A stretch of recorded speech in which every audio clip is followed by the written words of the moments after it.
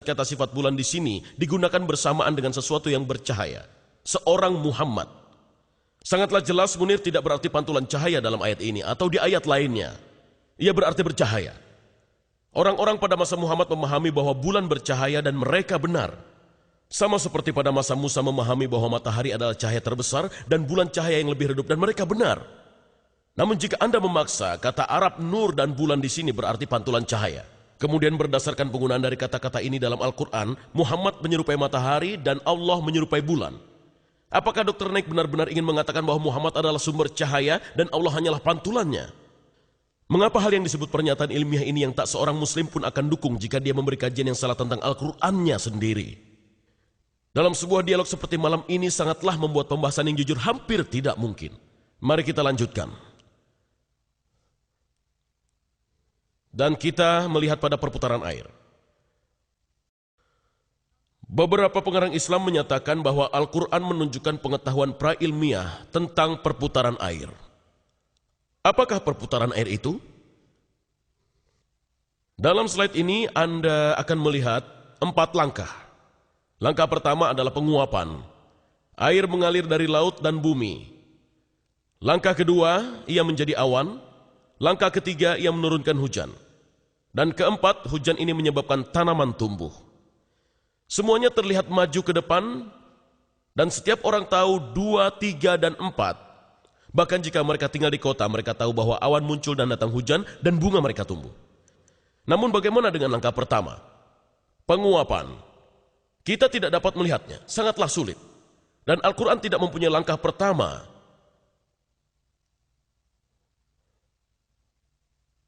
Sekarang akan kita lihat pada seorang nabi dalam Injil, yaitu nabi dari tahun 700 sebelum Masehi. Nabi Amos, dia menulis, dialah yang menciptakan Pleiades dan Orion, yang membuat kegelapan menjadi fajar dan senja malam menjadi gelap malam. Dan dia kemudian memanggil air dari lautan. Tahap pertama. Dan menaburkan mereka ke permukaan tanah, tahap ketiga. Tuhan atau Yahweh adalah namanya. Dan nabi lainnya adalah Ayub. Surat 36 ayat 26-28. Setidaknya 1000 tahun sebelum Hijriah. Dia mengatakan, sesungguhnya Allah itu besar, tidak tercapai oleh pengetahuan kita. Jumlah tahunnya tidak dapat diselidiki. Tahap pertama dia menarik ke atas titik-titik air dan memekatkan kabut menjadi hujan. Itu adalah tahap ketiga. Dan kemudian awan disebutkan tahap kedua yang dicurahkan oleh mendung dan disiramkan ke atas banyak manusia.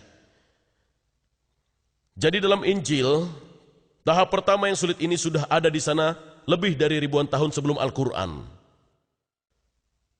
Sekarang mari kita teruskan dan lihat pada pegunungan. Al-Quran memiliki lebih dari selusin ayat yang menyebutkan bahwa Tuhan menempatkan pegunungan secara tetap dan tidak bergeser. Dan dalam beberapa ayat ini pegunungan disebut baik sebagai anugerah bagi orang beriman atau peringatan bagi orang kafir.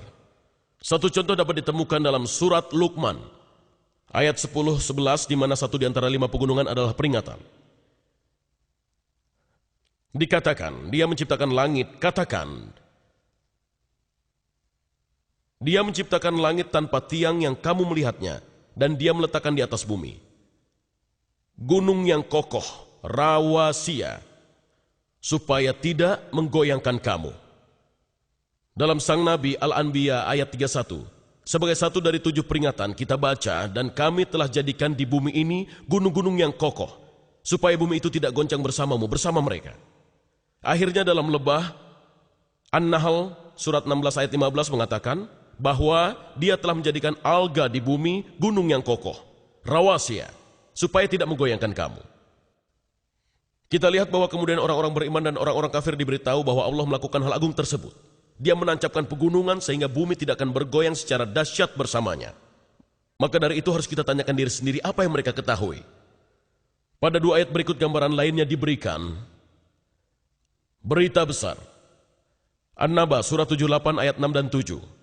Bukankah kami telah menjadikan bumi sebagai sebuah hamparan, gunung-gunung sebagai pasak, al-jibala autad, Benda seperti yang digunakan untuk memasang tenda di tanah. Dan kemudian hari pembalasan Al-Ghasyiyah, surat 88 ayat 17 dan 19. Maka apakah orang-orang kafir tidak melihat gunung-gunung, Al-Jibal, dan bagaimana mereka ditancapkan seperti tenda? Di sini manusia diberitahu bahwa gunung-gunung dihamparkan seperti pasak-pasak tenda. Pasak pada tenda membuat tenda stabil. Jadi sekali lagi gagasannya adalah sebagai pasak. Gunung-gunung akan menghindarkan bumi dari guncangan. Gambaran ketiga diwakilkan dalam kata roasia, digunakan untuk gunung. Kata ini berasal dari kata dasar bahasa Arab arsa. Dan kata dasar yang sama digunakan untuk kata Arab untuk jangkar. Untuk membuang atau melempar jangkar, alga al-mirsa. Jadi bukannya melempar jangkar untuk membuat kapal tidak bergerak. Kami menghamparkan gunung-gunung untuk membuat bumi tidak bergerak. Nah, dari gambaran ini sangatlah jelas bahwa pengikut Muhammad tahu bahwa gunung-gunung diletakkan seperti pasak pada tenda untuk membuat tenda tetap pada tempatnya. Seperti jangkar untuk membuat kapal tetap pada tempatnya, untuk menghentikan bumi bergoyang atau membatasi gempa bumi. Namun pada kenyataannya hal itu keliru. Pembentukan gunung-gunung menyebabkan gempa bumi. Maka ayat ini menampilkan masalah yang pasti. Dr. Maurice Bucaille menyadarinya dan membahasnya dalam bukunya Injil, Al-Quran, dan Ilmu Pengetahuan. Setelah mengutip ayat di atas tentang gunung, dia mengatakan, ahli geologi modern menggambarkan kesalahan di bumi seperti memberi landasan pada gunung-gunung dan kestabilan pada kerak bumi dihasilkan dari fenomena dari kesalahan ini. Ketika ditanya tentang hal ini, seorang profesor geologi Dr. David A. Young mengatakan, adalah benar bahwa beberapa pegunungan dibentuk dari lipatan bebatuan dan lipatannya ada yang berukuran besar. Tidak benar bahwa lipatan tersebut membuat kerak bumi stabil. Keberadaan lipatan tersebut sebagai bukti dari ketidakstabilan kerak bumi. Dengan kata lain, pegunungan tidak menghindarkan bumi dari goncangan. Pembentukan mereka justru menyebabkan permukaan bumi menjadi bergoyang. Teori geologi masa kini menyebutkan bahwa pengerasan kerak bumi terjadi karena belahan atau lempengan yang secara perlahan bergerak dengan berhubungan satu sama lainnya. Terkadang lempengannya berpisah, seperti Amerika Utara dan Selatan berpisah dari Eropa dan Afrika Selatan. Dan terkadang mereka bergerak bersamaan, meluncur bersamaan, dan bertubrukan satu sama lain, dan kemudian mereka menyebabkan terjadinya gempa bumi. Sebuah contoh dari jenis pembentukan gunung ini ditemukan di Timur Tengah, tempat terjadinya migrasi bangsa Arab menuju Iran, yang menyebabkan jajaran Zigros di Iran. Pada beberapa tempat di dunia, seperti pada sebuah perjalanan sepanjang jalan, seseorang melihat sisi lembah lapisan badai pasir yang tadinya horizontal ketika mengendap, sekarang menonjol membentuk sebuah sudut.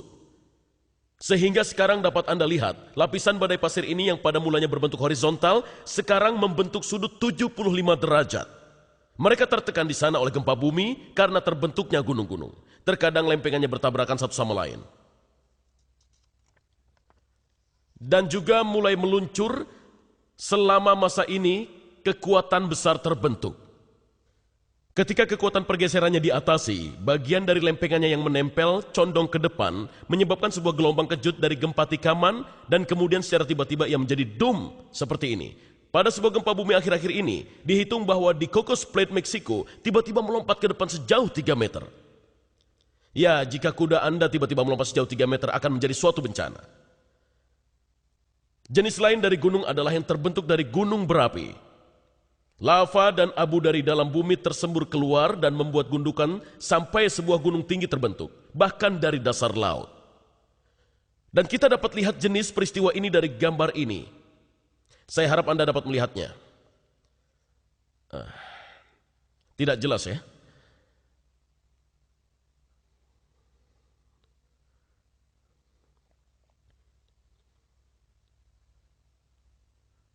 Kerak samudera di sebelah sini, dan kerak benua di sini. Dan kerak lautan bergeser ke bawah kerak benua, dan gunung-gunung ditemukan di sini. Ini adalah gunung berapi, dan ini adalah magma dari batuan-batuan.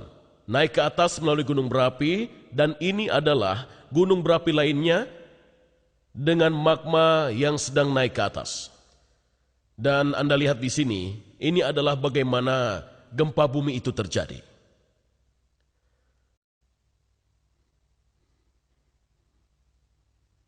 Pada kasus beberapa gunung Merapi, batuan menyusup ke dalam lubang pembukaan gunung Merapi dan mendingin untuk membentuk